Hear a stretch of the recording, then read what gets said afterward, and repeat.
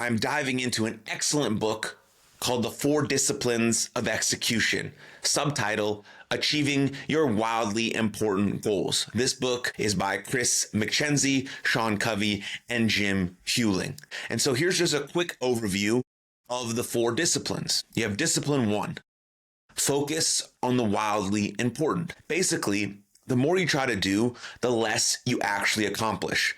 This is a stark, inescapable principle that we all have to live with. That's discipline 1, focus on the wildly important. Now, throughout this episode, they refer to it as wildly important goals. I prefer to refer to it as wildly important targets. Now, I've explained in a bunch of previous episodes why I like the distinction between goals and targets, because targets, I feel I'm aiming in that direction because I don't fully have control over what happens when I'm headed towards my goal. I know that my direction is more important than my speed, and so I want to have a very clear, crystal clear target that's really important to me, and I know I'm pushing everything, daily actions, movements in that direction. So you may hear me throughout this episode interchange goals for targets. Just know that in the actual book, The Four Disciplines of Execution, they say wildly important goal. I may say wildly important target, but it's virtually interchangeable. Whatever just really more resonates with you when you're trying to do this and execute to the best of your ability and become the best version of yourself.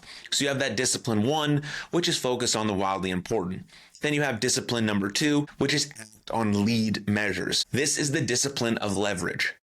It's based on the simple principle that not all actions are created equal. Some actions have more impact than others when reaching for your goal or target. And it is those you want to identify and act on if you want to actually reach your goal or become the best version of yourself or do whatever is firing you up. And then discipline number 3 is you want to keep a compelling scoreboard. So people play differently when they're keeping score, right? If you really doubt this, watch any group of teenagers playing basketball and see how the game changes the minute the score is being kept.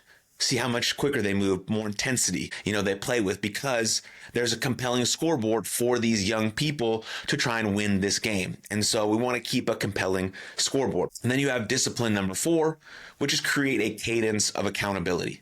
Discipline 4 is where your execution really happens. The first 3 disciplines set up the game, but until you apply discipline 4, your team or yourself or your organization or your family isn't in the game. And so you have discipline number 4, which is create a cadence of accountability. Like I said, those are the 4 disciplines of execution.